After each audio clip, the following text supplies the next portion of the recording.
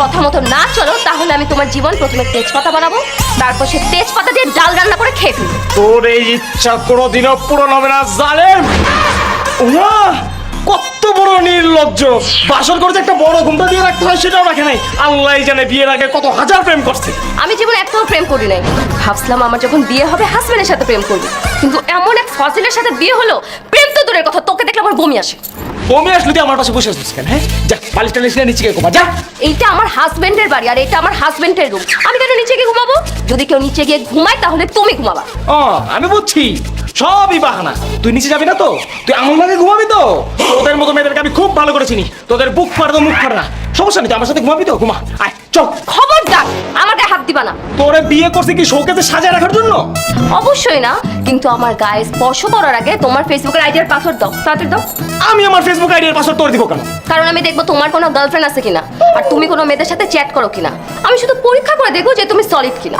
তুমি যদি সলিড হও তাহলে আমাকে স্পর্শ করতে পারবে, আর যদি সলিড না হও তাহলে আগে তোমাকে আমি সলিড বানাবো, তারপর তোমার আমার বাসর ঘর হবে। এবার আইডিয়ার পাসওয়ার্ড দাও। অসম্ভব! আমি দরকার হলে আমার জীবন দিয়ে দিব, তারপর আমি আমার আইডিয়ার পাসওয়ার্ড কারো দিব না। কি? তুমি লাগলে তোমার জীবন দিয়ে দিবা, কিন্তু তাও ফেসবুকের আইডিয়ার পাসওয়ার্ড দিবা না?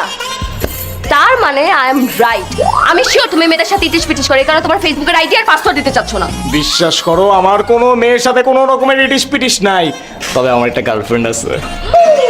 কি? তোমার গার্লফ্রেন্ড আছে? জি, আমার একটা গার্লফ্রেন্ড আছে। আমি ওর সাথে চ্যাটিং করি, ভিডিও কলে কথা বলি, এই কারণে আমি আমার আইডি আর পাসওয়ার্ড তোমাকে দিব না। তুই তো ফেসবুকের পাসওয়ার্ড দিবি না? নো।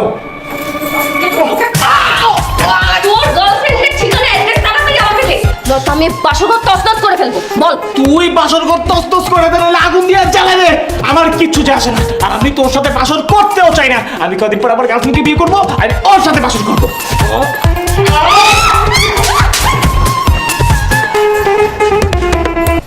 বিয়ে করবি আমাকে আর বাসর করবি গার্লফ্রেন্ডের সাথে? উহা তো আমি হতে দিব না।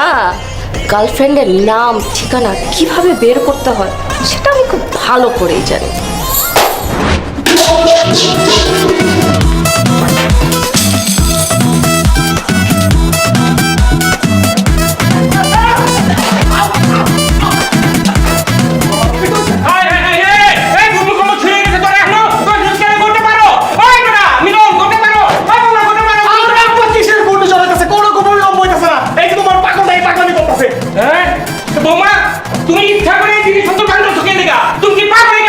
জি আব্বা, আমি পাগল হয়ে গেছি। আপনার এই ছেলেকে বিয়ে করে আমি পাগল হয়ে গেছি। আমি একটা পাগল। দেখছো আব্বা, আমি তোমাকে বলছিলাম এটা একটা বদ্ধ পাগল। আমার কথা তো তখন বিশ্বাস করো নাই। দুজন এক ঘরের মধ্যে আজকে বিয়েটা করাই দিছো, এখন এই পাগলটা তুমি সামলাও।